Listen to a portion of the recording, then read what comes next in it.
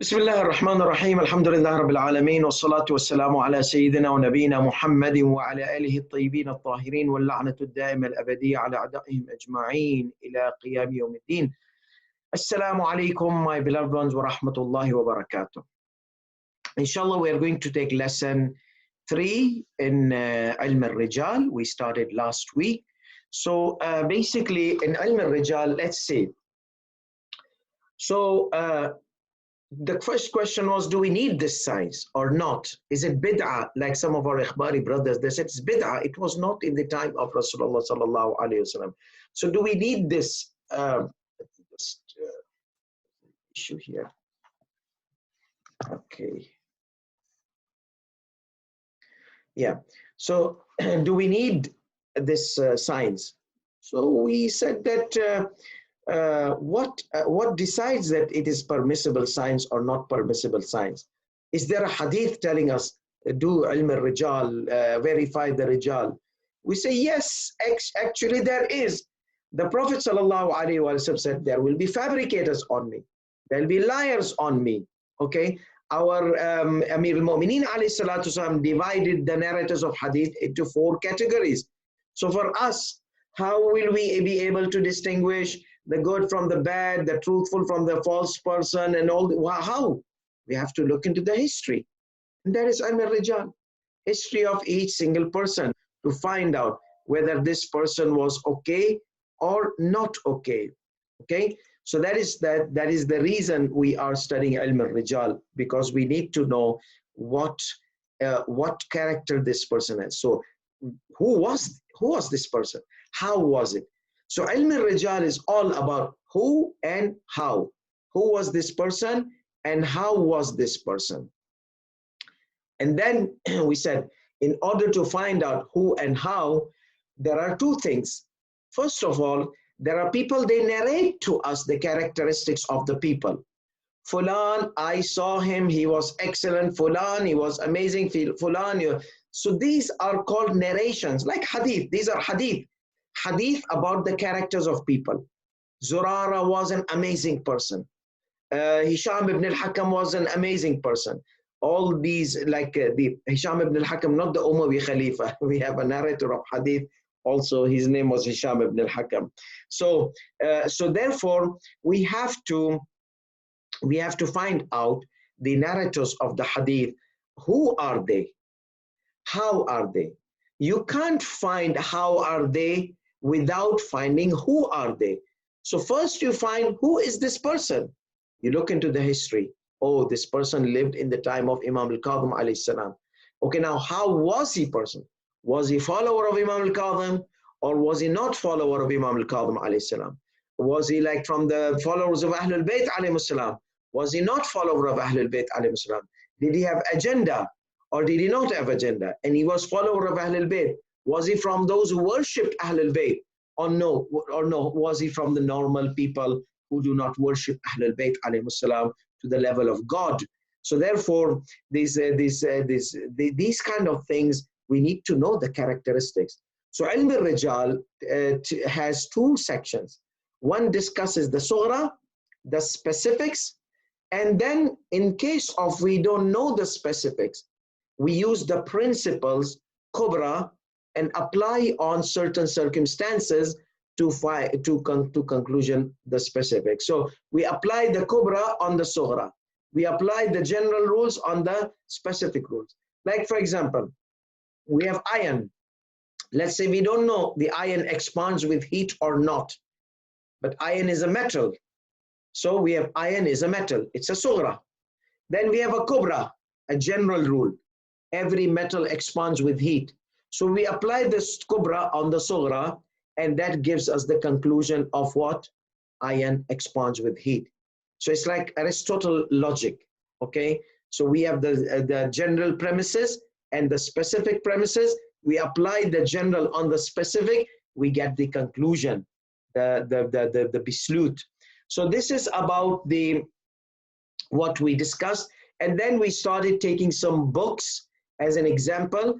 The Dr. Abdul Hadi al-Fadl al-Marhum, he has mentioned about more than 50 books. because it's the holy month and month of holy month of Ramadan and month of mercy.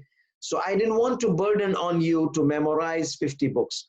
So I chose from those 50 books the main important books, and we saw them, and those are to be memorized like Surah Al-Fatiha, and those will pop up in our faces from time to time. Okay, so please, if you have not memorized it, keep those books in front, that chart in front of you. So whenever we speak, this is from the early ones, this is from the late ones. And then from those books, I divided between early books, early ones, later ones. And this is a very important criteria for the scholars of Ilm al-Rijal, the early ones and the late ones. So what is the difference between the early scholars of narrator and the later scholars of narrators? Okay, scholars of Rijal, science of Rijal, ulama al-Rijal. The early ones is Sheikh al-Tusi and before. So Sheikh al-Tusi and above, they are from the early ones. After Sheikh al-Tusi, everybody came, he's from the later ones. Why? Because early ones were majority of them, and majority of their testimonies were narrations, hadith. So we will apply the rules of narrator upon them. If he's trustworthy, we take his testimony. Not trustworthy, we don't take his testimony. However, after the Sheikh al-Tusi's time, there was still narration, but it started to decline because the time started to go away from the time of the narrators. So it became difficult to verify. Najashi is a giant of Rijal. He says something. Sheikh al-Tusi, he says something else. Now for me, living after some time of Najashi and Tusi, how will I be able to find whose to rely, whose word to rely? Because it will affect, if it is a hadith related to wajib, then this can be wajib or it cannot be wajib.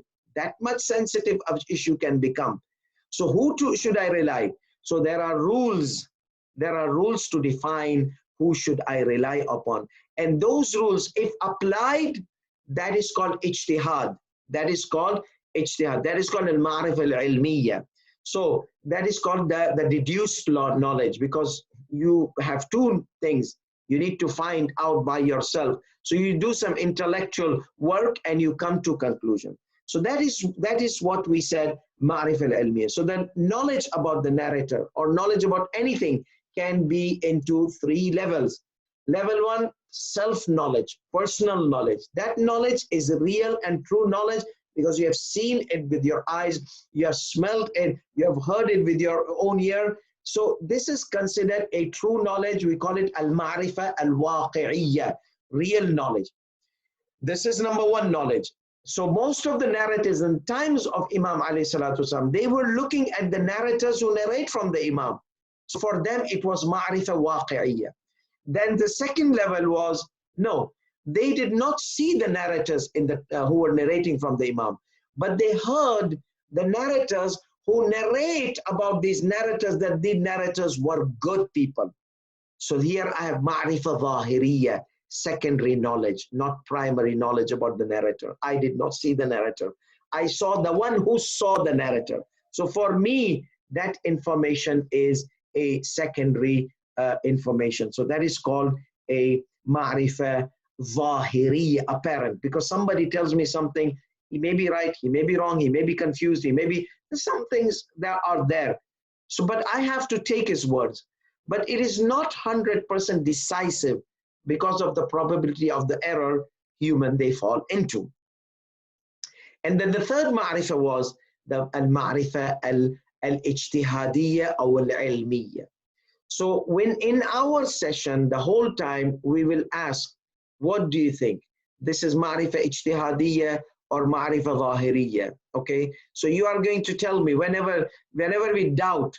So if it's from the mutaakhireen, from the later ones, we will, and we don't know, is his testimony a narration or an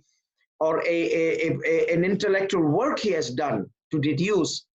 So when we doubt, we will say no. This is a rule. This is one of the rules of Ilm al-Rijal, one of the kubras. Whenever you doubt, is it Sheikh al-Tusi's ijtihad or Sheikh al-Tusi's narration? We don't know. Sheikh al-Tusi says Fulan is trustworthy. Now his verification, should we take it as a narration or as ijtihad? The rule says, whatever you doubt in the words of the mutaqaddimin, the early ones, you will consider them what they say, narration. About Sayyid al-Khuy. Sayyid al-Khuy defined a narrator. Now, I don't know, did Sayyid al-Khuy give a narration or Sayyid al-Khuy, it was his ijtihad. So for him, whenever we doubt in the mutaakhirin and the later ones, so we will consider it ijtihad. So whenever it's ijtihad, then every mujtahid is responsible to do his own work. He can't do taqleed to another mujtahid because he's mujtahid. Unless if he was weak in ilm al-rijal, then he can refer to a mujtahid and do taqleed in ilm al-rijal to a mujtahid who is stronger. But normally, majority of the mujtahideen, they have gone through a lot of ilm al-rijal and they have certain, they might not become masters of ilm al-rijal like Sayyid al-Khuy, but they can become the applicators, they apply.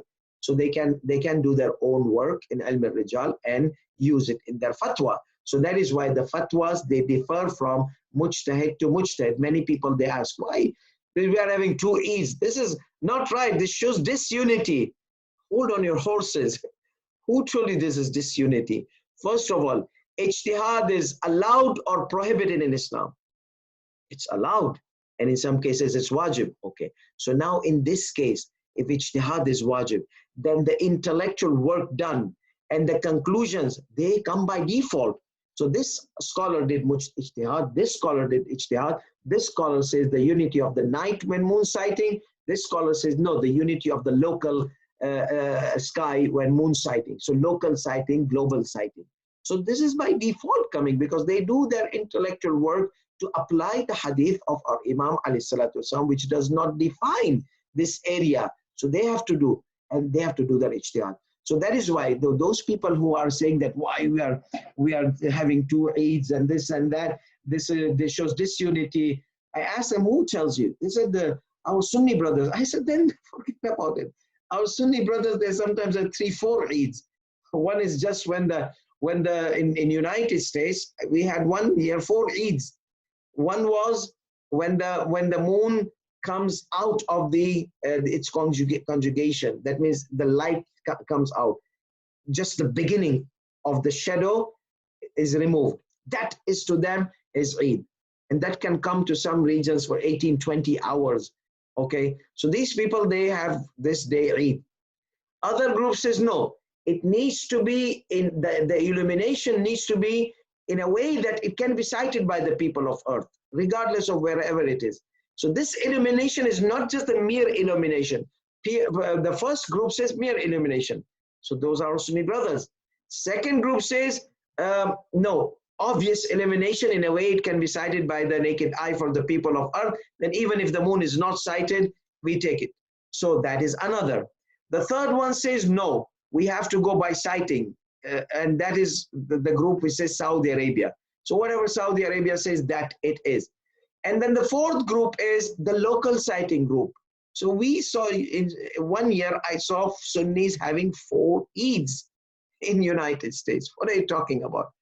And then let them, it is their ijtihad, their differences. We have our differences, so it shouldn't be a problem.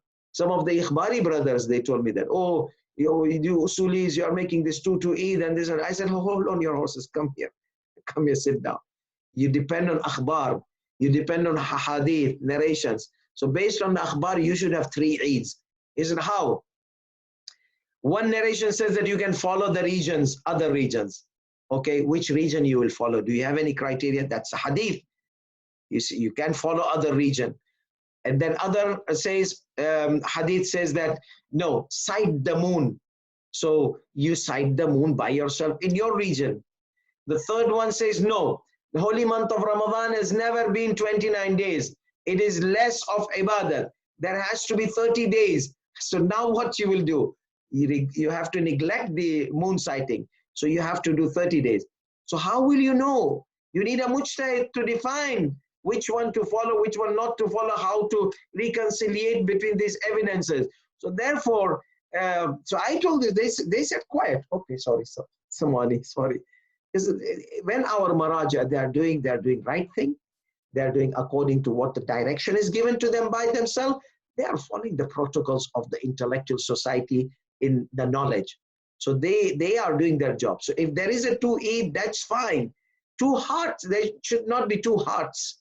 Everybody should embrace each other regardless of their ease and differences. Anyhow, so if ilm al-rijal, we can see one scholar might have ijtihad, he can consider this person trustworthy, another scholar can consider this person not trustworthy. In this case, what will happen? The fatwa will be different. One will say wajib, one will say mustahab. So this is where the ikhtilaf of the fuqaha comes. It is not, they don't purposely say, no, he says this fatwa, I'm going to say this fatwa. No, they don't have like this. They observe Allah subhanahu wa ta'ala whenever they give fatwa. They are pious, they're God-loving, God-fearing. So therefore, this is something which we need to understand. And by learning these kind of things, we realize that having ikhtilaf in the fatwa is not a problem. Having ikhtilaf and fighting and abusing and cursing each other, that is a big problem. Okay, let's come back to the track. So we understood that there is three types of knowledge. So whenever we have mutaqaddimin, early ones, we doubt, was it a narration or ijtihad? We say it's narration, just take it if it's trustworthy. And then when the mutaakhirin, we don't know. If the Sayyid al-Khuy says, this is a narration I narrate, from the one who narrated, from Fulan, Fulan, Fulan, until it goes to Shaykh al-Tusi, that's fine. So it's narration. Sayyid al-Khuy says, this is my ijtihad. So another mujtahid needs to do his own ijtihad. He can't take Sayyid al-Khuy as a trustworthy narrator because he's not narrating, he's giving a conclusion. Now when we doubt, what should we do? Should we consider the word of Sayyid al-Khuy narration, or should we consider Sayyid al-Khuy's word ijtihad? We say Sayyid al-Khuy is from the mutaakhirin, from the later ones, after Shaykh al-Tusi. So therefore, we will consider ijtihad, and other mujtahid has to do his own responsibility. I hope this is clear. So is there any question here before we move on?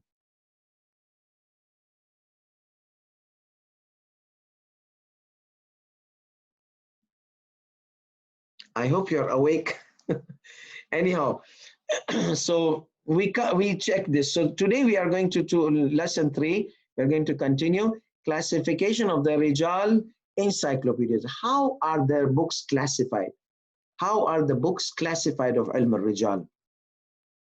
Discussion regarding some of the root books. Okay, some of the root books like major. Remember 4 early ones and 4 later ones. But 4 early ones are the root books, or some they add 5 also. So we will see now them here. Classifying the books of Rijal. These scholars had different style in arranging or classifying the narrators in their books. And such different method can be summarized as follows.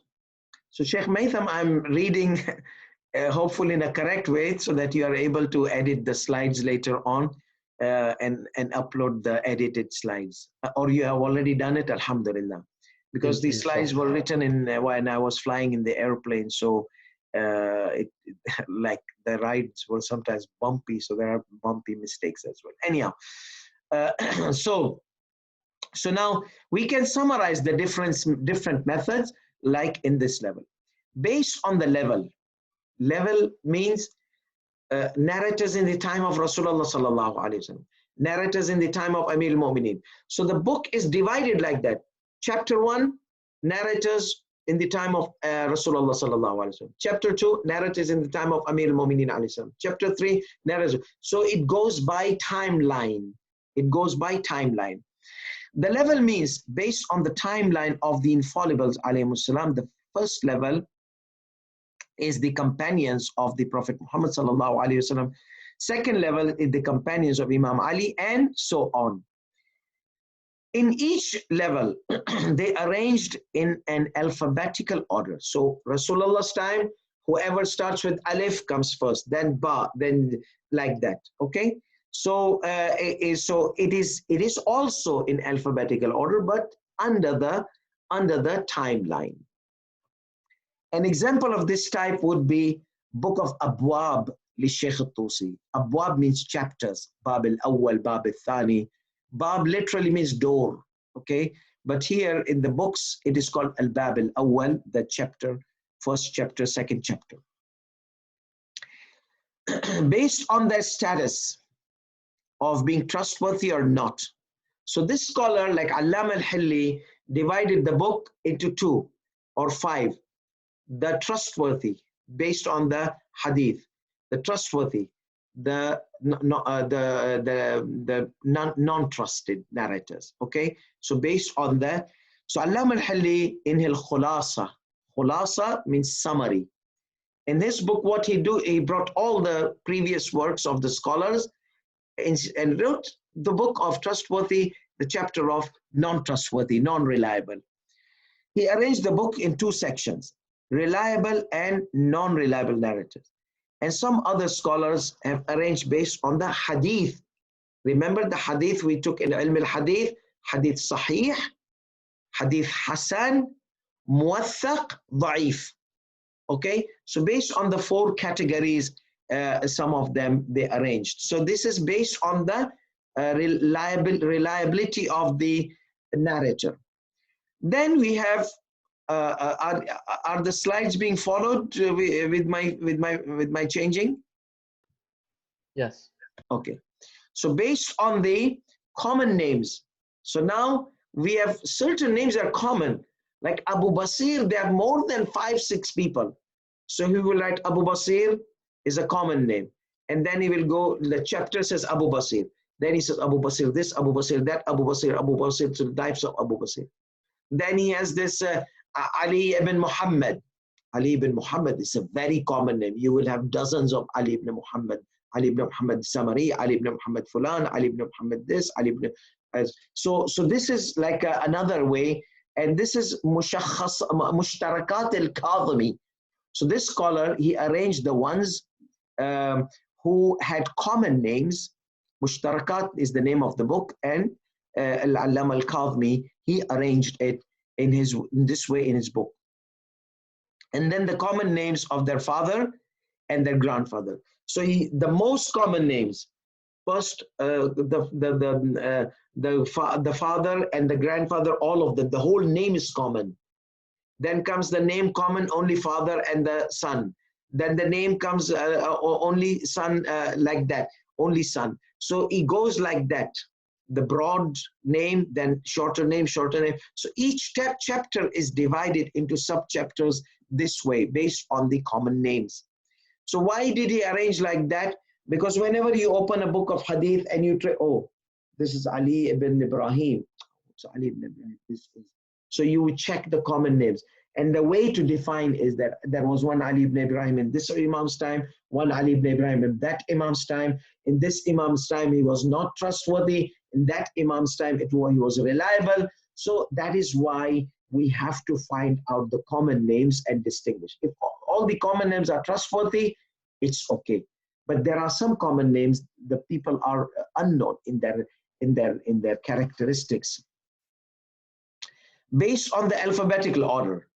And this one, the 2 giants, Sheikh al-Tusi and Sayyid al-Khoi, they had their books in this way, like in any encyclopedia, by the alphabetical order.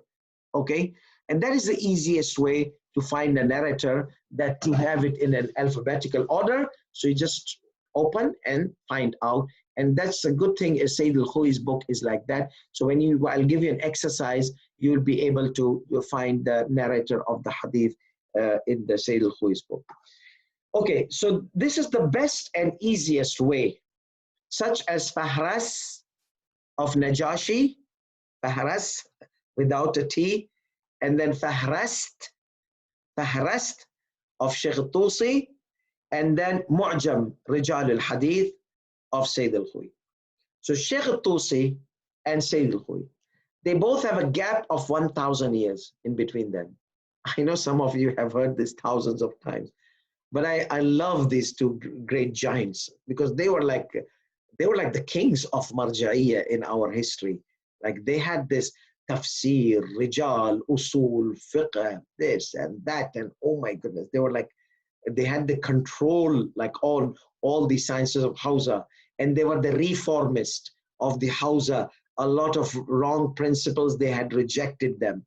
So these are the two giants, and they both are buried in Najaf al-Ashraf. Sayyid al-Khuy is buried in the Sahan of Imam Ali alayhi salam. Sheikh al-Tusi is just outside on Shari al-Tusi. His grave is there in a also like mosque type structure. So these two giants, min al-Tusi ila al-Khu'i, okay? But subhanallah, one was from Tus, far east, one was from Khu, far left. Tus is like on the border of Russia and Afghanistan from this side. And Khu is a border of Turkey, in Iraq it is, but border of Turkey and Syria. So they close to Azerbaijan. So far east, far left. من الطوسي إلى الخوئي.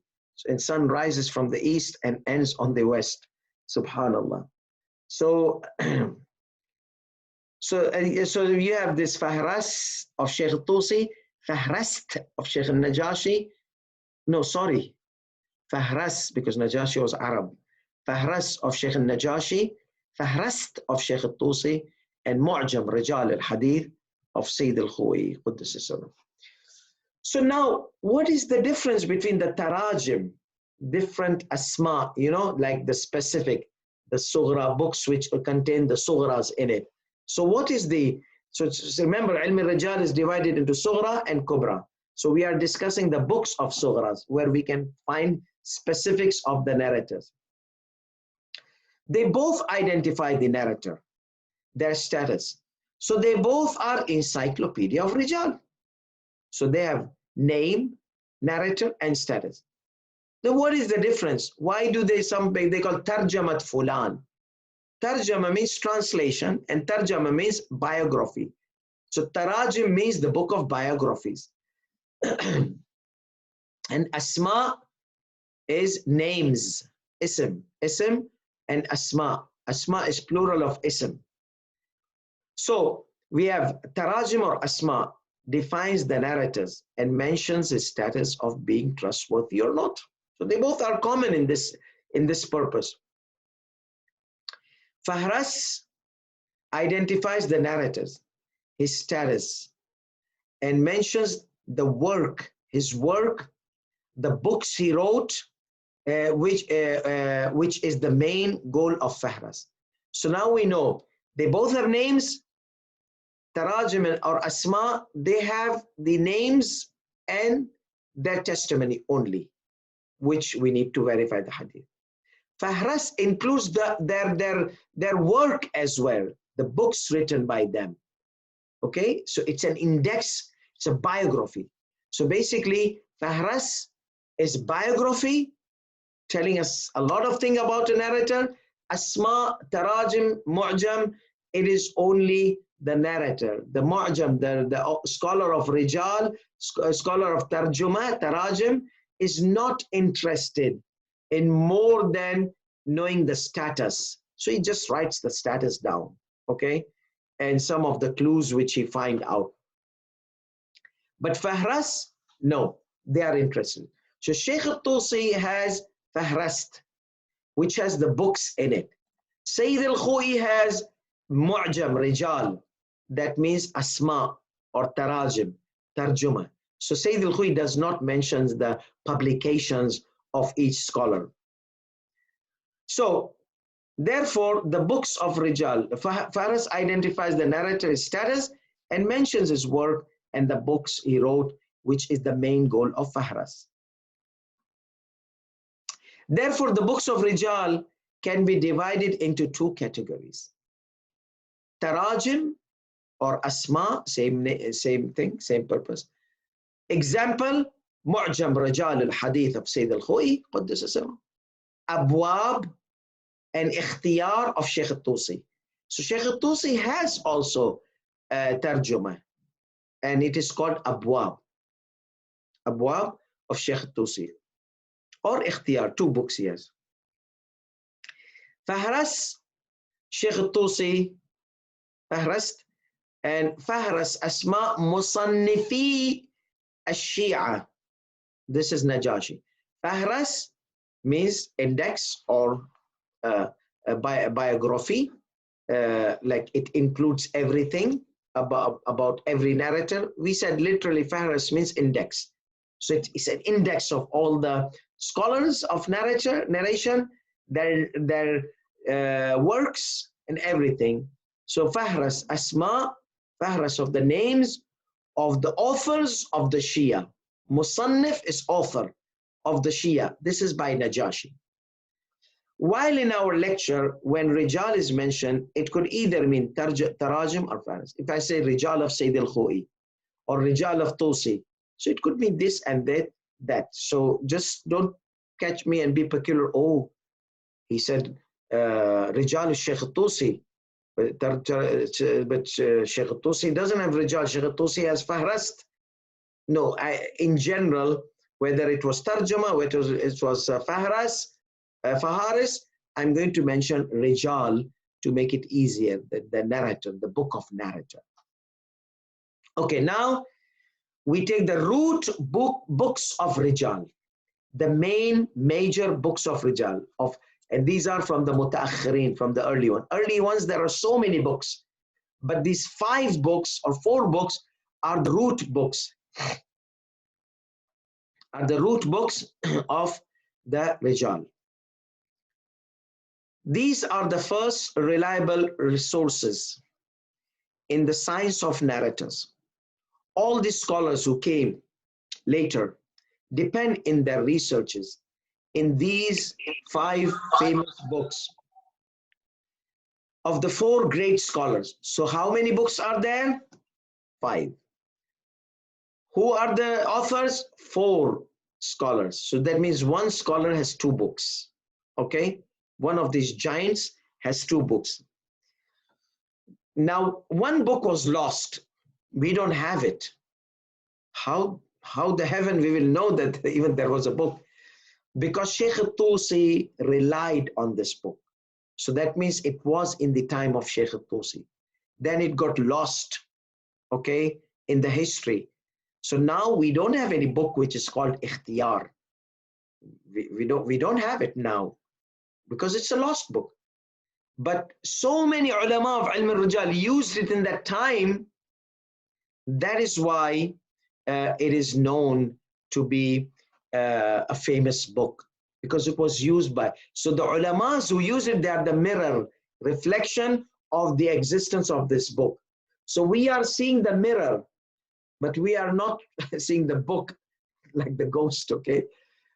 Anyhow, I don't know what the ghost you can see in the mirror or not. The spooky movies, they're all rubbish. So you can see the ghost, they say, in the mirror, but you can't see the ghost. And from this, they had made also these funny things, funny, I don't know, gags or whatsoever, that there's somebody there, but there's nobody here, okay, with a mirror trick. Anyhow, don't think about that, think about this. So this book is there. We can't see it, but these scholars, a lot of scholars, they were using this book in the time of Kashi. His name is Kashi, okay? Sheikh al-Kashi. So I will not give you long names, okay? Just memorize the name, last name, al-Kashi, and the book, Ikhtiyar. Ikhtiyar is choice. So he has chosen, selected, chosen the narrators. So the scholars around Sheikh al-Kashi, they used to take from him, and then they used to take from his book. And after some time, the book disappeared. Okay? So now there is a book called Kashi, a book of Kashi, al-Ikhtiyar. We see Sheikh Tusi mentions, other mention, but we don't see this book in the history. Where the heaven is this book? So that is the situation of al-Ikhtiyar of Kashi. The book got lost in the history. So Ikhtiyar literally means selection of Sheikh Tusi. So Sheikh Tusi selected. So the Sheikh al-Kashi did not make this book. It was the choice of Sheikh al-Tusi. So it's known also Rejaal of al-Kashi, which means selection of Sheikh al-Tusi. So Sheikh al-Tusi selected the hadith which are available of ikhtiyar, available of Kashi, Rejaal of Kashi. In this book, Sheikh al-Tusi mentions the narrators from the school of Ahlul Bayt alayhi salam only. He selected them from the book of Al-Kashi. So what is the name of the book of the Kashi? His book's name is Ma'rifatun Naqilin Anil A'imma. Okay, Naqilin. Naqilin, Naql, transmitters. Anil A'imma, from the Imams. Okay, so, but A'immat as-Sadiqain, from Imam Ja'far, Muhammad ibn al-Baqir, Muhammad ibn Ali al-Baqir, or Ja'far ibn Muhammad al-Sadiq alayhi salam. These two Imams. So he is very specific to the narrators who were narrating the hadith of Imam al-Baqir, Imam al-Sadiq, Imam al-Baqir, Imam al-Sadiq alayhi salatu wassalam. So, so he's so specific. But his book had some Sunni narrators. Sheikh al-Tusi chose the Shia ones to do his work, and that is why he called ikhtiyar, the selection or the choice. So he chose from that book. So therefore, we have this Ma'rifatun Naqilin and A'immatay as-Sadiqain, Imam as-Sadiqain, A'immatay as-Sadiqain, knowing the narrators who narrates from two Sadiqs, alayhi salatu wasalam, Imam al-Baqir and Imam Ja'far al-Sadiq.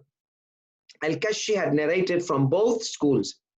Sheikh al-Tusi selected the followers of Ahlul Bayt alayhi salatu wasalam in his book and named it ikhtiyar, selections. So the selected or the chosen ones. Again, what else can we know about al-ikhtiyar? Since the original book of Al-Kashi was not found, the scholars relied on ikhtiyar of Sheikh al-Tusi to know the original, to know his opinion regarding a narrator. So we need to know Kashi because Kashi was older. So his words are mostly narrations. Remember, the older you are, you narrate the testimony. But the more you go, then you narrate the narration of the testimony. So it becomes indirect knowledge, ma'rifa zahiriyya, apparent knowledge. So, so the scholars relied on ikhtiyar of Sheikh al-Tusi to know his opinion regarding a narrator. So he wanted to know what is the opinion of Al-Kashi, because Al-Kashi, he was older than Sheikh al-Tusi in time. So that means most of his were direct narrations of the verification of the narrators. Scholars used to rely on the book until 6th century. After that, it got lost. The scholars after that used to rely on the scholars who read or looked into the book of Al-Kashi before it got lost, like a mirror, okay? So we see scholars saying Al-Kashi, we know that there was something which is called Book of Kashi or Ma'rifatun Naqilin. It contains about 1,151 names. It contained about 1,151 names. Then we come to Al-Abwab, the giant, Sheikh al-Tusi. So what was Al-Abwab? Was it Tarjuma, Tarajim, or was it Faharis? Who remembers? Just now we said it.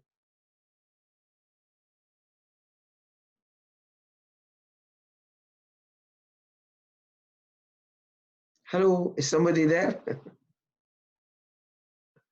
Okay, somebody responded in the chat. The chat. Okay. Tarajim. Okay. So Abwab of Sheikh al-Tusi is from the Tarajim, from the Asma. Thank you. So Abwab of Sheikh al-Tusi. So that was ikhtiyar of Sheikh al-Tusi, who referred to Sheikh al-Kashi selection of Sheikh Tusil from Sheikh Kashi. This is his book. The Abwab literally means the doors or the chapters. And we mentioned before that his book was arranged based on the level of the narrators in the time. So it's a timeline based of each infallibles. It contains about 8,900 names. Not all of them might be trustworthy. Remember this, which we say, oh, we have this many narrators. Yes, but we don't know how many are known, how many are unknown, how many are trustworthy, how many. So they tell us in this book, they tell us. It was an attempt to encompass the narrators regardless of being trusted or non-trusted. So he jumbled up everything. Come on, let's get in this book. So he got them in this book. Then we have Al-Fahrast Sheikh al-Tusi. Fahrast literally means index. Idiomatically here in the science, it means the identity, the status, and the work or publications of the narrators, the books, okay? He mentioned in his book 909 mostly trusted narrators with their publications of book. So in this, the aim is the publications. And then besides that, he praises them or depraises them. So about 909 of the, because you know, when he says authors, what is he trying to target? What type of narrators? Scholarly narrator. You see, when you go to the lecture in the majlis, you will see hundreds of people. These people are divided into two types. One are the knowledge seekers. Others are, they want to understand few things, like 5-10 minutes, that's enough for them. So the knowledge seekers, they are the scholars, scholarly audience. They want to take every single thing. Then there is this majority, they are whatever they can benefit spiritually, intellectually, not necessarily the whole lecture, some of them. And then the third group is, they don't know why they are in the Islamic center. By pressure, by this, they have their cell phones, they're chatting with the cell phones, and they don't know what the scholars are speaking on the lecture. So therefore, so in the audience, you will find a small group, which is called the scholarly group. Okay. So these 909, like there were about 8,900 names. Why did this got shrunk into 909 names? So he mentioned in his book, mostly because this is talking, Fahrast is talking about the books. So there were about 900 books written, and these were scholarly narrators, authors of this book. So that's why 900 books are written, because not every narrator is a scholar. And then not every narrator scholar is an author, okay? So he may be just narrating and he doesn't have a book written by him. So that even shows that 900 books or booklets written by the scholars in the times of our Imam alayhi salatu Islam, and then goes on. That means scholarly figures, they were like quite significant. Until Sheikh Tusi, we are talking about scholars' books written until Sheikh, not until now. We're talking about Sheikh Tusi's book, Fahrast. That means before 400 Hijrah, the Shias, they had about, Sheikh Tusi has surveyed or encompassed about 909 books, okay, of the Shias. And mostly these books were written by trustworthy narrators, okay. Then we come to Fahras of Sheikh al-Najashi, the giant of Rejaal, known as Rejaal of Najashi. Rejaal of Najashi. It contains 1,270 names. So we heard that Najashi had more names. Yes, but remember, this book is about what? About who can tell me? Fahrast focuses on what?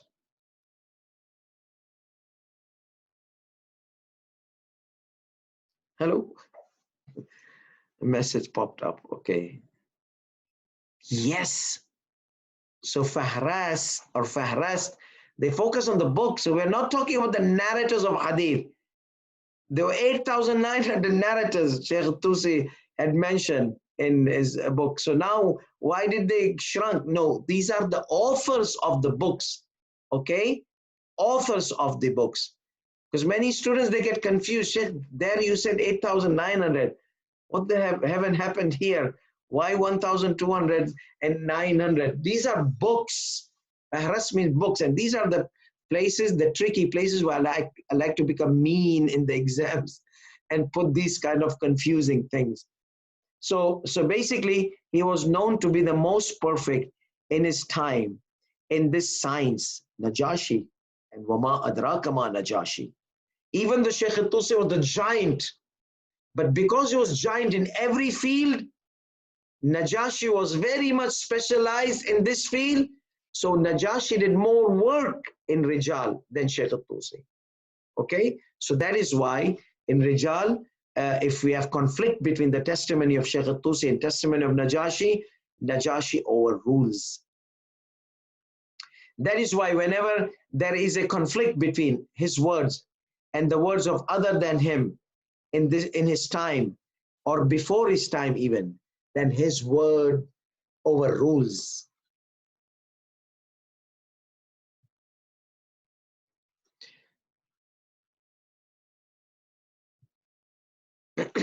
Oh my goodness, this poor Ibn al-Ghadairi. He was this much attacked, as I mentioned last week. Poor guy. He tried to do a favor, but the whole world bombarded on him. Why? Because Sheikh Tusi also mentions criticizing. But this criticizing is lost between the haystack. Why?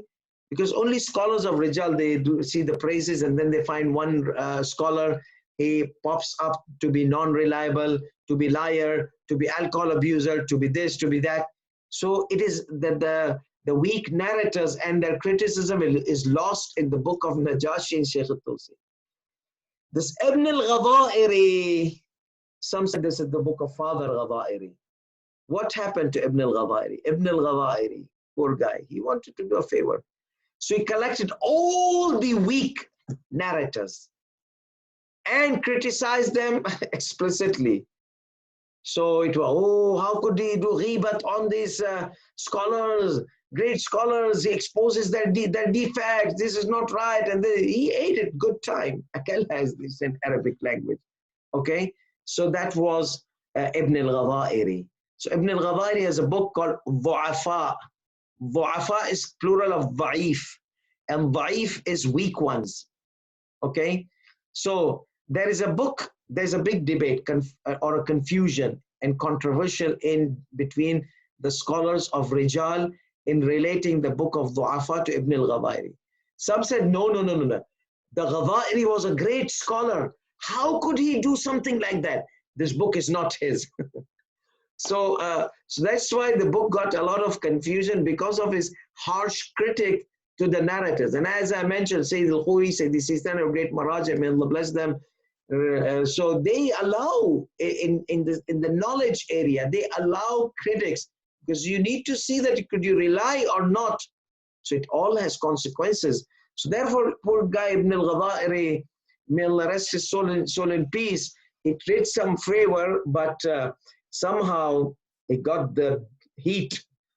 There is no strong evidence. So, okay, so there's a big debate about, many said it is his book, a few said that it is not his book.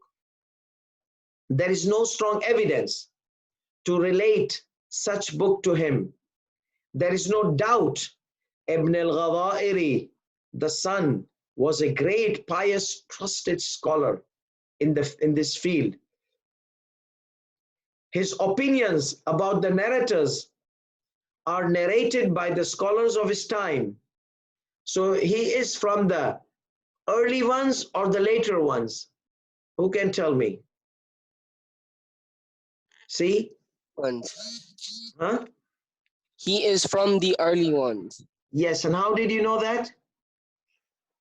Because you mentioned that Ibn al-Ghadairi was a great pious, trusted scholar in his field. So most probably he came before the time of Sheikh Tusi, No, during the time of Sheikh Tusi. no, we defined the method of early ones and the method of late ones. Look at the sentence I read. He says that in his field, his opinions about the narrators are, Narrated by yes, so the early ones, their opinions are narrations.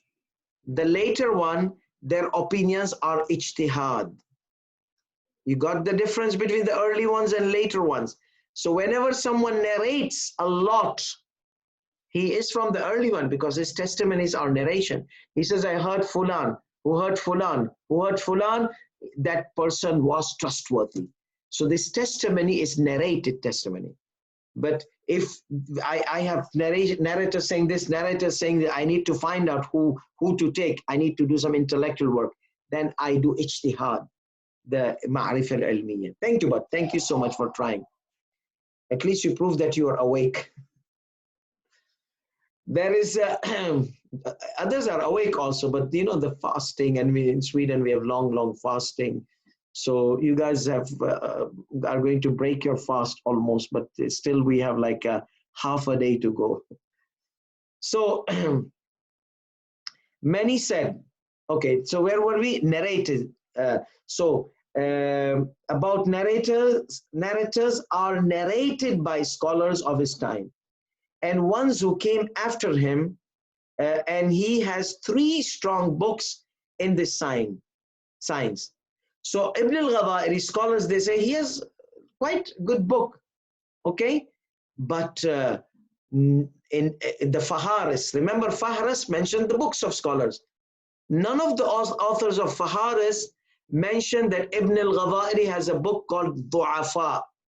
So maybe an imposter wrote the book and named the book with the Ibn al-Ghadairi. He was already on fire. Now maybe this guy didn't want to come under fire. Maybe he wanted his opinion to be strong. So he just wrote a book and wrote the name of al-Ghadairi in the book. So this guy got the heat of the history. Rahmatullah alayhi Ibn al-Ghadairi. So he has 3 strong books in the science of narration, of narrators. So he's an expert, but none of the scholars who came after him mentions Du'afa in his book in their Fahras or Fahras. They did not. Okay. So what should we do? Some said, let's see the opinions. Some said that it is his father Ghadairi, not the son Ghadairi. He was also called Al-Ghadairi, the father. But majority of the Rijalis who came after Ibn Tawus, they said it is his son's book, who lived in the time of both Sheikh al-Tusi and Sheikh al-Najashi. So he was taking from both these great scholars. Before Ibn Tawus, none related the book to him. So this book was related to Ghadairi in 7th Hijrah. In 7th century Hijrah, that means about 600. That means about 300 years after Sheikh al-Tusi, and he lived in the time of Sheikh al-Tusi. So this was a conclusion of Ibn Tawus al-Hilli, okay? A conclusion, not a kind of narration, because he just linked it. He must have his ijtihadi opinion, ijtihadi work done, because there is no narration narrates the link of the book of Ghadairi to the Du'afa to Ibn al-Ghadairi. So therefore, he says, then after that what happened? His student, Ibn Tawus al-Hilli's student, both Allam al-Hilli and Ibn Dawood al-Hilli, started relating the book to Ibn al-Ghadairi. And here comes the fire on poor Ibn al-Ghadairi. Due to some reasons they had, but it's their ijtihad because they're from the later ones. But no one before them related the book of Du'afa to Ibn al-Ghadairi. Ibn al-Ghadairi has 3 other books in this field. which are related to him and mentioned by the Rijalis and in the Faharis, but Du'afa is none of them, those three, none of the books of Ghawairi. So it is proven that the author of the book is unknown. If it's not Al-Ghawairi, then who is the author? The book therefore loses its credibility, its great value and credibility in this science, because we can't rely on unknown. We need to know the experts. And we said first we need to know who, and then how, then we can rely. So if who is not there, how can we build up the how on it? Response. Now, Sheikh Abdul Hadi al-Fadli has a response. Those who relied on the book are strong scholars, like Ibn Tawus, who did not relate the book to Ghawairi, but he used it and relied upon it. So Ibn Tawus, he said he did not relate it, but he relied on the book, and he must have reasons to rely upon him. So Dr. Abdul Hadi al-Fadli is trying to correct the sentence which was spread from some scholars, that Ibn Tawus al-Hilli, he was the first to relate. He says no, he was the first to use the book. He did not relate it to Ibn al-Ghawairi, he used it, and then relied upon it. And both his students, Allam al-Hilli and Ibn Dawood al-Hilli and Wahid al-Bahbahani, said that it is one of the books of Ghawairi. So even not Ibn Tawus, after Ibn Tawus, the book was related to Al-Allama, Al-Ghawairi, Al-Du'afa. So that's even not Ibn Tawus, even after Ibn Tawus, the students of Ibn Tawus. Those who deny the relation of the book to him are, so who says that this book is not Ibn al-Ghawairi? Ibn Dawood al-Hilli, student of Ibn Tawus, Aghay Buzurg al-Tahrani. Aghay Buzurg al-Tahrani is the teacher of Sayyid al-Sistani, Damadullah. He has this book of Fahras, he calls it Al-Dhari'a, ila tasanif or masanif, musannafat al-Shi'a. Okay, Al-Dhari'a, the way, okay, to find out the musannafat, the authors of the books of the Shia. So basically, it's a Fahras, Dhari'a of Aghay. Aghay Buzurg al-Tahrani is one of the giants, and he is the teacher of Sayyid Sistani. He's one of those who gave the ijazah of ijtihad to Sayyid Sistani. So Sayyid Sistani has ijazah of ijtihad from three strong giant scholars who were known in the time of Sayyid al-Khu'i. Sayyid al-Khu'i has given Sayyid Sistani ijazah of ijtihad, Aghay Buzurg al-Tahrani, the giant, and then Sheikh Hussain al-Hilli.